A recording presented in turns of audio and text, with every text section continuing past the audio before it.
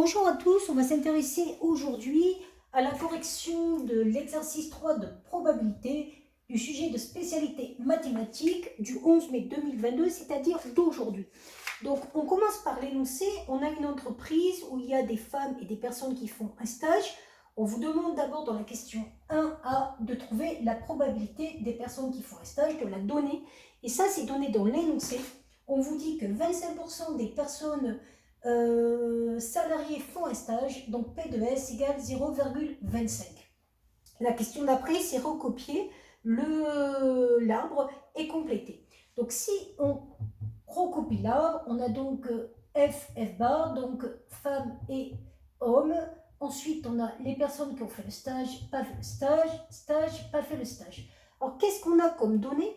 Dans l'énoncé, on nous dit qu'il y a 52% des salariés qui sont des femmes, donc 0,52, et donc on complète à 1, ça va donner 0,48 pour F bar. Ensuite, on nous dit que parmi ces femmes, 40% ont suivi le stage, donc 0,4 ici et 0,6 ici. On se rend compte qu'ici, on ne connaît pas X, mais par contre, on sait que par la loi des nœuds, si X est ici, là, on aura 1 moins X. Ensuite, à partir de là, dans la question 1C, démontrer que la personne interrogée, soit une femme ayant suivi un stage, est égale à 0,208. Donc, qu'est-ce que c'est que cette probabilité? C'est probabilité que ce soit une femme et qu'elle ait suivi un stage. Donc, P de F intéresse. Suivant l'arbre de probabilité, on peut dire que c'est P de F fois P de S sachant F. Puis on multiplie les probabilités, c'est le principe multiplicatif. Donc 0,52 fois 0,4, ça fait bien 0,208. Ensuite, on vous dit que on sait que la personne interrogée a suivi le stage. Donc en gros, on est sur une probabilité conditionnelle. P de sachant S. Quelle est la probabilité que ce soit une femme? Donc là, vous appliquez la formule des probabilités conditionnelles. L'univers devient S, donc on ne va prendre que les femmes parmi S, donc P de F intéresse, et on va diviser par P de S. L'avantage, c'est qu'on a tout, on vous l'a fait calculer juste avant. Donc ça fait 0,208 divisé par 0,25. Donc 0,208 divisé par 0,25, ça fait 0,832. Donc ça, c'est la probabilité de mon D. Ensuite, on vous dit, un directeur affirme que parmi les hommes salariés de l'entreprise, moins de 10% ont suivi le stage. Donc, en gros, on est en train de vous demander P de S sachant F bar. P de F sachant S bar, P de S sachant F bar, c'était justement X. Donc, on est en train de vous demander de trouver X. Alors, on ne va pas oublier qu'on a P de S. Or, d'après la formule des probabilités totales, dans la mesure où on a une partition, on peut dire que P de S, c'est égal à P de F inter S plus P de F bar inter S. P de S, on l'avait, c'est 0,25 égale P de F inter S, on l'avait calculé, 0,208, et P de F bar inter S, d'après le principe multiplicatif, c'est 0,48x. Donc pour trouver le x, c'est une équation donc de collège. X va faire 0,25 moins 0,208. On a fait passer de ce côté-là. Puis on a tout divisé par 0,48.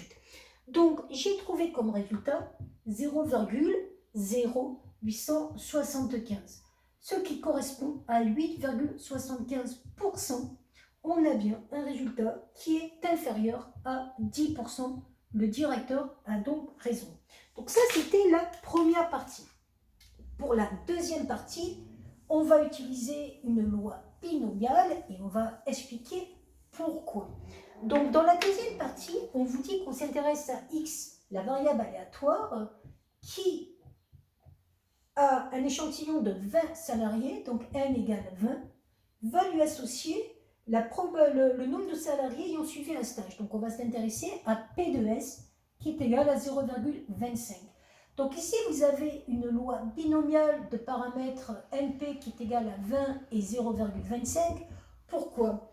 Parce que comme l'effectif est suffisamment important pour assimiler ce choix à un tirage avec remise, en gros vous allez avoir une répétition d'expérience de façon indépendantes et de telle sorte que les issues ne soient qu'au nombre de 2, succès ou échec. Donc, répétition d'expériences aléatoires de façon indépendante avec uniquement 2 issues à chaque fois, succès et échec. Donc ça, c'est ce qui va permettre de justifier si une variable aléatoire suit une loi binomiale ou pas. Et donc à partir de là, on vous demande dans la question, donc ça c'était la question 2A, on vous demande dans la question 2B de déterminer à 10-3 près la probabilité que parmi les 20, il y ait 5 salariés qui ont suivi le stage. Alors la formule vue en terminale nous dit qu'on va déjà trouver le nombre de chemins où il y a 5 succès parmi 20. 5 parmi 20. Puis la probabilité du succès va être à la puissance 5 puisqu'il y a 5 personnes qui ont suivi le stage. La probabilité de l'échec, c'est-à-dire 1 moins 0,25, 0,75, va être à la puissance 15. Donc ça, ce nombre-là, vous le trouvez sur la calculatrice avec math proba combinaison. Donc moi, j'ai dû le calculer à un endroit et donc on trouve le nombre et ça va permettre de trouver la valeur 0,203. Vous n'êtes pas obligé de faire ce calcul avec la calculatrice. Vous avez en tout cas sur la TI la fonction dans distribution de la loi binomiale qu'on appelle FREP. Et donc à partir de là, vous mettez comme paramètre 20, 5 et puis 20, 0,25 et 5 et vous avez le résultat avec la calculatrice. Ensuite, on vous demandait d'avoir un petit programme Python. Alors là, j'ai un petit doute par rapport au for i in range 0 k plus 1. Alors, je ne suis pas une pro de Python, mais là, d'après moi, ça veut dire qu'on va aller des valeurs de 0 à k. Donc, en gros, on est en train de vous demander de faire la somme de valeurs p égale, donc 0, plus p de x égale 1, plus etc. jusqu'à p de x égale 5. En gros, on vous demande les probabilités pour que x soit inférieur ou égal à 6. Donc ça pareil, vous pouvez le trouver à la calculatrice, donc à la p de x inférieur ou égal à 5, pardon. Vous pouvez le trouver à la calculatrice et ça vous fait à peu près 0,617. Et dans la question d'après, c'était un petit peu relié.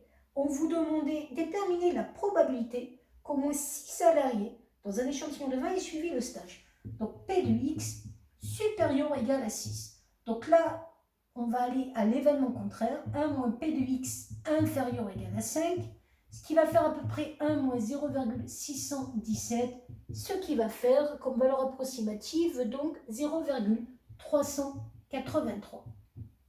Alors la dernière question était vraiment étonnante. On vous disait que ceux qui avaient eu une augmentation de 5%, ok, c'était ceux qui avaient suivi le stage. Donc il y avait une probabilité pour ces personnes-là qui avaient une augmentation de 5% de 0,25. Les personnes qui n'ont pas suivi le stage, c'est-à-dire les 0,75 restants, eux, ils avaient 2% d'augmentation. On vous demandait trouver une augmentation moyenne, un pourcentage moyen d'augmentation. Alors en gros, c'est comme si vous faisiez une espérance en fait de compte, ou une moyenne coefficientée. Donc là, le 5% est compté avec un coefficient 0,25, donc ça faisait 5 fois 0,25, plus le 2% avec un coefficient 0,75, et quand vous faites le calcul, vous tombez sur à peu près.